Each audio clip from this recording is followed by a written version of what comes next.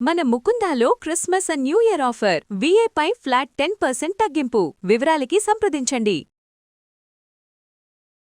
జై శ్రీకృష్ణ. ఆండాల్ తిరువడిగళే శరణం. ధనుర్మాసం చాలా వేగంగా వడివడిగా ముందుకు పరుగులు పెడుతూ ఉంది కదండి. ఇలా కళ్ళు మూసి అలా కళ్ళు తెరిచేసరికి అయిపోతుందా అన్నంత వేగంగా పరుగు పెడుతుంది. పొద్దున్నే లేవటాలు, స్నానాదులు, పొంగళ్ళు, తిరుప్పావై సేవాకాలాలు, ఆచార్య భాగవతోత్తమ సత్కారాలు, సన్మానాలు, దాన ధర్మాలు, ఇలా చాలా సంబరాలతోటి ఈ అర్థాన్ని వినడంతో సాగిపోతూ ఉంది చాలా ఆనందంగా. అలాగా 18 పాసురాలు అమ్మవారి అనుగ్రహం అయిపోయింది. నిన్న 19వ పాసురంలోకి మనం ఇప్పుడు ప్రవేశిస్తున్నాం. పాసురాన్ని చూద్దాం. குத்து விளக்கெரிய கோட்டுக்கால் கட்டின்மேல் மெத்தென்ற பஞ்சசயனத்தின் மேலேறி கொத்தலர் பூங்குழல் நப்பின்னை கொங்கை மேல் வைத்து கிடந்த மலர் மார்பாவாய் திரவாய் மைத்தடங்கண்ணினாய் நீ உன்மணாளனை எத்தனை போதும் துயிலெழ ஒட்டாய்கான் எத்தனை ஏழும் பிரிவாத்தகில்லாயால் தத்துவமன்று தகவு ఏలోరెంబావాయ్.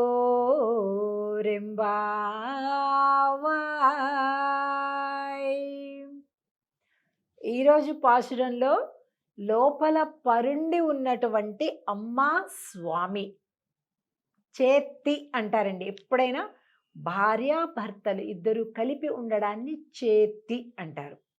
ఆ చేత్తి సేవ జరుగుతుంది ఈరోజు పాసురంలో. చాలా అద్భుతంగా, ఏమ్మా ఆయన వస్తాను అంటే నువ్వే ఆపుతున్నట్టుగా కనిపిస్తుంది మాకు, ఇది నీ స్వరూపమా, ఇది నీ స్వభావమా అని అమ్మవారిని ప్రశ్నిస్తున్నారు. భక్తిలో ఉండే చమత్కారమే ఇదండి. అడుక్కోవటం ఉండదు ఊరికే, నాకు అది ఇవ్వు, నాకు ఇది ఇవ్వు అనుకుంటూ పొద్దస్తూ మాను ఏడుపు కథలు చెబుతూ బిచ్చగాళ్లలాగా భగవంతుడిని అడుక్కోవటం కాదు. భగవంతుడితో స్నేహం చేయడం నేర్పిస్తుంది తిరుప్పావై. తిరుప్పావై అంటే భగవంతుడితోటి ప్రేమని నేర్పిస్తుంది, భగవంతుడితోటి స్నేహం నేర్పిస్తుంది, భగవంతుడితోటి ఆడిపాడటం నేర్పిస్తుంది, భగవంతుడితోటి ఆనందించటం నేర్పిస్తుంది, భగవంతుడిని ప్రశ్నించటం నేర్పిస్తుంది, భగవంతుడిని నిలబెట్టడం నేర్పిస్తుంది. అందుకే తిరుప్పావై అంత బాగుంటుంది. అమ్మమ్మో అమ్మమ్మో అనుకుంటూ భయంగా దూరంగా ఉండేలాగా ఉండనివ్వదు. భగవంతుడిని మనమే అజమాయిషి చేసేలాగా ఉంటుంది. మరి ఆండాల్ తల్లి చేసింది కదా, అలాగే ఆవిడ పాసురాలు చదువుతూ మనం కూడా అలాగే చేస్తాము అన్నమాట. సరే, పాసురంలో చూస్తే ఎలా ఉన్నారట స్వామి అమ్మాయి ఇద్దరు కూడా అంటే குத்து விளக்கு எரிய కోటుకాల్ కట్టిన్మేల్. వాళ్ళు మంచం మీద స్వామి అమ్మ ఇద్దరు ఉన్నారట. ఆ చుట్టూత దీపాలు ఉన్నాయట. ఆ చుట్టూతా ఉండేటటువంటి దీపాలు ప్రకాశిస్తూ ఉంటే, మంచం చుట్టూ మొత్తం దీపాలంట, అవన్నీ ప్రకాశిస్తున్నాయట. మెత్తెండ్ర పంచశయనతిన్ మేల్ ఏరి. 5 లక్షణాలు కలిగినటువంటి మంచమట అది. మెత్తెండ్ర పంచశయనతిన్ మేలేరి అంటే 5 లక్షణాలు కలిగినటువంటిది. ఏంటిది అంటే చలికాలంలో వెచ్చగా ఉంటుందట, వేసవి కాలంలో చల్లగా హాయిగా ఉంటుందట, సహజంగానే సుగంధ పరిమళాలు వెదజల్లుతూ ఉంటుందట, మెత్తమెత్తగా ఉంటుందట. అలా అలా దాని మీద ఒరగడమే ఆలస్యం, డీప్ స్లీప్, గట్టి నిద్రలోకి వెళ్ళిపోతామంట. అదండి 5 లక్షణాలు. 5 ఇప్పుడు దాకా 5 చెప్పాను. పంచశయనతిన్ మేలేరి అని ఉందండి పాసురంలో. 5 లక్షణాలు కలిగినటువంటి మంచమట అది. ఏంటది? చలికాలంలో వెచ్చదనం, వేసవి కాలంలో చల్లదనం, మెత్తనిదనం, అలాగే పరిమళాలు వస్తుందట సహజంగా. అలాగే ఐదవది అలా ముట్టుకుంటే చాలు నిద్ర వచ్చేస్తుందట మనకి. పడుకోవటం, డొర్లటం, అబ్బా! ఉబ్బో అంటం, లేకపోతే దానికోసం ఒక టాబ్లెట్ వేసుకోవటం, లేకపోతే ఏవో కాసిన పాటలు వినడం, ఏమక్కల అలా పట్టుకుంటే చాలు నిద్ర వచ్చేస్తుందట. అలాంటి మంచం మీద ఉన్నారట అమ్మ స్వామి. குத்தலர் பூங்குழல் நப்பின்னை கொங்கை மேல் వైతు కింద మలర్ మార్బా వాయ్ తిరవాయ్. అబ్బా, విశాల వక్షస్థలం కలిగినటువంటి ఓ స్వామి, ఆ స్వామి అమ్మవారిని ఇలా దగ్గరగా హత్తుకొని ఉన్నారట. అలాంటి దృశ్యాన్ని ఈ గోపికలందరూ చూశారు.